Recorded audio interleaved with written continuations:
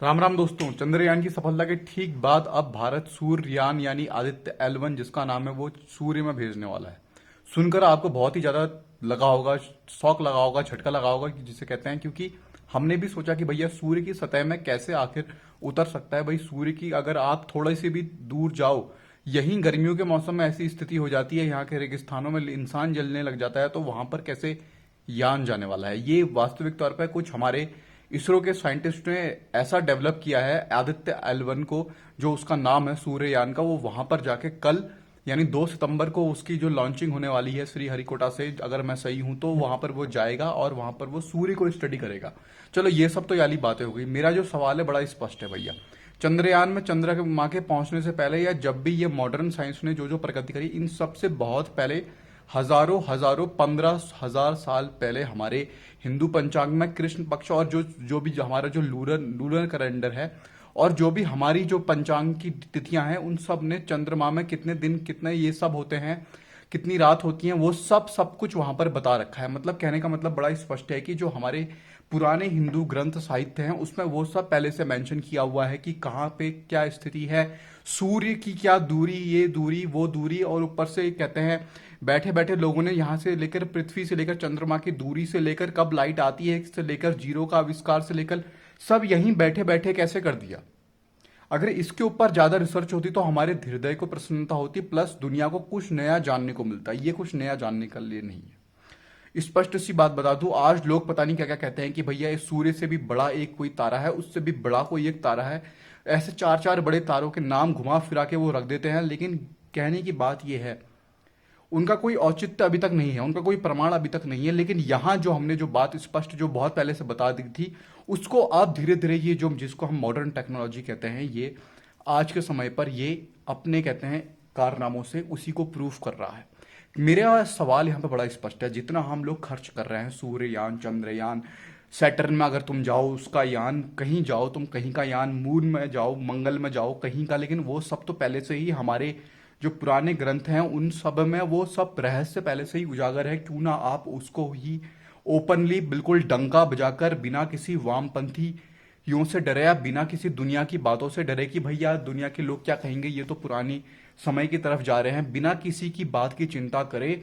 जिस तरह से आप लोगों ने चंद्रयान की उस पोजीशन का नाम शिव शक्ति पोजीशन किया था, बहुत अच्छा किया, लेकिन केवल नाम बदलने से ही कुछ नहीं होगा, कामों में भी पूरा परिवर्तन लाना पड़ेगा। इसरो को पूरा वैदिक संस्थान बना देना चाहिए आपको, और पूरी तरह से भारत के हर एक राज्य में ये संस्थान ऐसी खोल देनी चाहिए जहां पर ओपनली गवर्नमेंट सपोर्ट से इस सब पे हमारे घर ग्रंथों पर काम किया जाएगा। लेकिन ये सब तब कब होगा?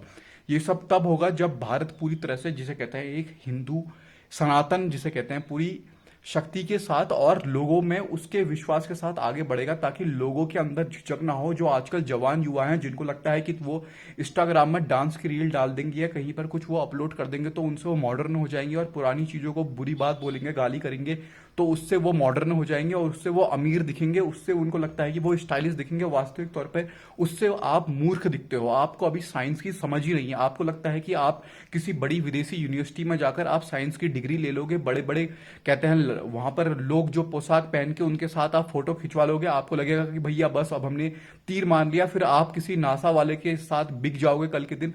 बिक कर आप कहीं दूसरे देश में जाकर आपको वो अगर कल के दिन उसने चांद पर भेज भी दिया, एडिटिंग कर भी दी, तो उससे आपका कुछ भला नहीं होगा, ना उससे हमारे देश का भला होगा। आज हम कहते हैं कि सुंदर पिचाई गूगल का वो भारत का, ये भारत के, वो भारत के, हम सब कहते तो हैं, लेकिन उससे वो क्या कर रहे हैं? वो कहीं ना कहीं कठपुतली बने तो बैठे हैं। भारतीय जो विदेश में है, ठीक है, अच्छी बात है, प्रगति कर रहे हैं, लेकिन कहीं ना कहीं वो कठपुतली बने बैठे हुए हैं। अगर उसी शक्ति का इस्तेमाल हम यहाँ करते, अगर उनको इतनी सी थोड़ी सी बुद्धि आ जाती कि भैया जो अपने अपना सोना है, अपना जो गोल्ड है, उसको ही हम डिग करके उसको ही हम बाहर निकालें, जो हमारी शक्ति है, तो आज ये आवश्यकता नहीं पड़ती कहीं पर ये इधर उधर जाने की, चंद्रयान ये वो अलाना फलाना। लेकिन हम उस तरफ पे कौन कोई है ऐसी संस्था क्या आज की डेट में? क्या गवर्नमेंट की तरफ से कितनी संस्कृत यूनिवर्सिटी चल रही है? गवर्नमेंट की तरफ से कितना ज्यादा इस पर रिसर्च हो रहा है? मेरे को बताओ जरा। क्यों हम ये जेएनयू जैसी यूनिवर्सिटियों में खर्च कर रहे हैं जिनको बंद कर देना चाहिए? क्यों हम ये कोलकाता, हैदराबाद में जो यूनिवर्सिटियां चल रही हैं जो बिल्कुल देश विरोधी काम कर रही हैं, इन पर हम क्यों खर्च कर रहे हैं? इन पर 1 रुपया खर्च नहीं कर देना चाहिए। अन्यथा मैं तो ये भी कहूंगा कि साथ में इनको बंद कर देना चाहिए। ये जेएनयू जैसी यूनिवर्सिटी को बंद करके उसको ट्रांसफॉर्म करके ऐसी यूनिवर्सिटी में लाना चाहिए कि कैसे भैया आर्यभट्ट ने जीरो का पता लगा दिया, कैसे हनुमान चालीसा में वो बात लिखी हुई है जो बात का आज इस पर लोग रिसर्च कर रहे हैं, कैसे वो द्वारका नदी जो हमारे कहते हैं यहाँ पर ये श्री कृष्ण की नगरी, जिसको हम सोचते थे कि भैया ये तो है ही नहीं, है ही नहीं, लेकिन वो खुद अंग्रेजों ने आकर जो जिनको आप जिसे कहते हैं सुबह शाम तक जिनकी चापलूसी करते हो, जिनके मुंह से अगर मुंह से अंग्रेजी वो शब्द निकलते नहीं तो आपको लगता नहीं कि भैया आपका दिन गया नहीं, या व्हाट्सएप मैसेज में भी इंग्लिश में लिखकर आप भेजते हो हैप्पी रक्षाबंधन उसमें इमोजी के साथ, तब तक आपको लगता है कि हम बिल्कुल भारतीय हो गए।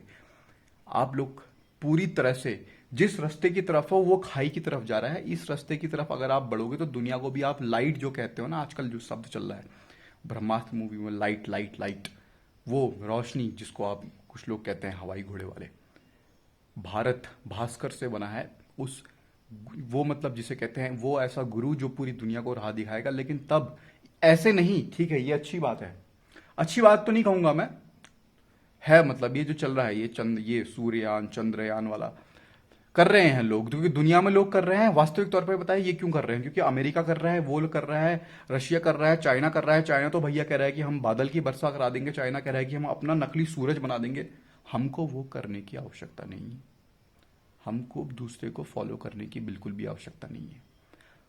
150 करोड़ लोग हैं, हम ट्रेंड बदल देंगे, पूरी दुनिया को पलट के रख सकते हैं हम, इतनी शक्ति हमारे अंदर है। हम कहाँ क्यों किसी को फॉलो करने में लगे हुए हैं, मेरे को अभी तक समझ में नहीं आया। क्यों क्यों अभी भारत के प्रधानमंत्री को आवश्यकता है कि भैया वो अमेरिका में जाकर अमेरिका के वो यूएन असेंबली को उतने तवज्जो दे, भाड़ में जाए यूएन असेंबली, हमें उससे कोई मतलब नहीं होना चाहिए। अब बिल्कुल भी नहीं। ये कौन है? ये कोट पैंट पहनकर ये नहाते धोते नहीं है, बिल्कुल सेंट छिड़क के, जो आजकल हमारे युवा यही तो करते हैं, इनसे सीख कर पूरे रोड में ये सेंट की खुशबू आती रहती है। ये थोड़ा मुद्दा इससे थोड़ा अलग है, लेकिन ये हकीकत बता रहा हूँ, वास्तविकता बता रहा हूं मैं। लोग इनको फॉलो करके नहाते धोते नहीं है, उनको कहते हैं हल्का सा ठंडा पानी शरीर में पड़ता है तो करंट काम जाता है वो। लेकिन वहीं कहीं ये जो भारत के गांव के लोग हैं वो सुबह से शाम तक लगे पड़े हैं, जो आसमान को कहते हैं, धरती को पूजते हैं। और वो लोग जिनको कहते हैं ऐसी संस्कृति का ज्ञान जिनके अंदर है, जिससे वो अपने सुबह शाम अपनी कहते हैं जीवन चला रहे हैं बिना किसी बाहरी जिसे कहते हैं इन्फ्लुएंस के। लेकिन हम लोग जो युवा हैं इस बेकार के इन्फ्लुएंस में पड़कर पूरी गड़बड़ घोटालेबाजी में लगकर आप पूरा अपना परिवार से लेकर आने वाली पीढ़ी भी बर्बाद कर दे रहे हैं। इसलिए मैं कह रहा हूं दूसरों को फॉलो मत करो। और ये सब ये अच्छी बात है, अच्छी बात तो नहीं, फिर से अच्छी बात नहीं हो रहा है, सो हो रहा है। ये आदित्य L1 जो भी लॉन्च होगा भारत का है, तो भारत कर रहा है। अलग बात है कि उसमें उतने करोड़ों रुपए जाएंगे, कोई नहीं, चलो चलो जाएंगे, लेकिन उसके साथ ही साथ इस पर भी काम हो। मैं तो कहूंगा कि इस पर ज्यादा काम हो। इस पर अगर कुछ ना हो, हम बिल्कुल भी ना भेजें, वहां जाकर कुछ ना करें, कोई उससे फर्क नहीं पड़ने वाला है। लेकिन यहां अगर काम होगा, हम अगर ज्यादा जितने करोड़ रुपए 600-700 करोड़ का इन्वेस्टमेंट हो रहा है इन सब चीजों में, या बॉलीवुड की वो फिल्मों में जिनको जिसे कहते हैं उन पर रेड मारकर उनके रुपए हड़प कर यहाँ पर इन्वेस्टमेंट करने की आवश्यकता है हमको? कहाँ? अपने ये सांस्कृतिक धरोहर को पुनः जीवित करने में, और जितने भी पुराने मंदिर हैं उनको स्टडी करके वहां जो जो रहस्य तो नहीं, वहां जो जो वास्तविक तौर पे जो विज्ञान है, वास्तविक तौर पे ये आज का जो विज्ञान है फर्जी है, ये बिकाऊ है और कुछ भी नहीं है। वास्तविक तौर पर जो विज्ञान है उसको लाने की आवश्यकता है। तब जाकर भाई वास्तविक तौर पर जो प्रगति होती, जिसे कहते हैं ना प्रगति, जिसको आप वो अंग्रेजी में कहते हो ना, we are developing getting modernized, आप कोई डेवलप मॉडर्नाइज नहीं हो रहे हो। Let me tell you very clearly, आप ना कोई मॉडर्नाइज हो रहे हो, ना आप कोई डेवलप हो रहे हो। आप अपने उस फ्रस्ट्रेटेड जीवन को बर्बाद कर रहे हो। और आपकी फ्रस्ट्रेशन कॉफी से शुरू होती है, आपकी फ्रस्ट्रेशन एंड बियर से होती है। हम उस रास्ते पर भारत को बिल्कुल भी नहीं ले जाने देंगे। स्पष्ट सी बात है। आने वाले समय में इस पर काम हो। सब सूर्य चंद्रमा से लेकर सैटर्न तक, शनि देव से लेकर पता नहीं क्या कहां तक हमने क्या क्या नहीं पता लगा दिया पूरे सौरमंडल का, हजारों हजारों साल पहले। यही मैं इस पर कहना चाहूंगा। बहुत बहुत धन्यवाद। राम राम।